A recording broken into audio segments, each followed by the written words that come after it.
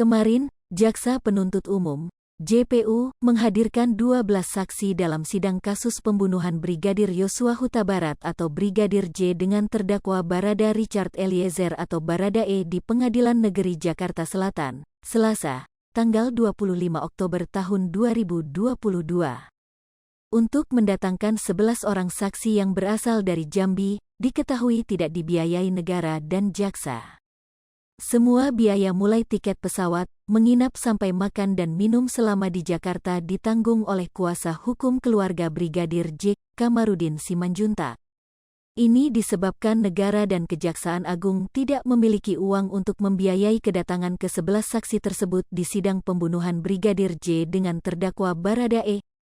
Hal itu diungkapkan kuasa hukum keluarga Brigadir J, Kamarudin Simanjuntak di podcast Horas Inang yang dipandu Irma Huta Barat di YouTube, yang dilihat wartakotalive.com, Selasa, tanggal 25 Oktober tahun 2022. Kamarudin mengatakan, ia ditelepon Jaksa Penuntut Umum, JPU, agar menghadirkan 11 saksi dari Jambi ke persidangan. Jaksa menginginkan supaya 12 saksinya itu dihadirkan secara fisik atau offline. Hakim sebenarnya memberikan pilihan boleh offline boleh online, tetapi jaksa bilang supaya lebih cetar atau menggigit didatangkanlah ke sini, kata Kamarudin. Ia bertanya ke jaksa apakah ada uang negara atau kejaksaan untuk mendatangkan ke-11 saksi itu. Jaksa menjawab tidak ada. Sebab diketahui 11 saksi dari keluarga dan kerabat Brigadir J adalah bukan orang berada dan hanya hidup sederhana di Jambi. Saya bilang ada gak uang negara? Ada gak uang kejaksaan? Mereka bilang tidak ada. Berarti dengan tidak ada uang negara atau uang pemerintah, saya harus merogoh kantong saya, diantaranya 11 kali 5 juta rupiah untuk tiket pulang pergi, sudah 55 rupiah juta. Lalu mereka diperkirakan menginap 2 malam. Jika semalam 1 rupiah juta maka untuk 11 orang dikali 2 jadi 22 rupiah juta, ujarnya. Menurut Kamarudin dengan ditambah uang makan dan uang saku serta sebagainya, maka sekitar 80 juta rupiah lebih harus ia siapkan. Itu untuk sekali sidang. Ini terdakwa kan banyak, berapa kali datang mereka nanti? Maka saya yang menanggungnya karena negara dan kejaksaan tidak ada uang, katanya. Namun kata Kamarudin, yang ingin ia katakan adalah dirinya tidak perlu khawatir karena Tuhan mengatur semuanya.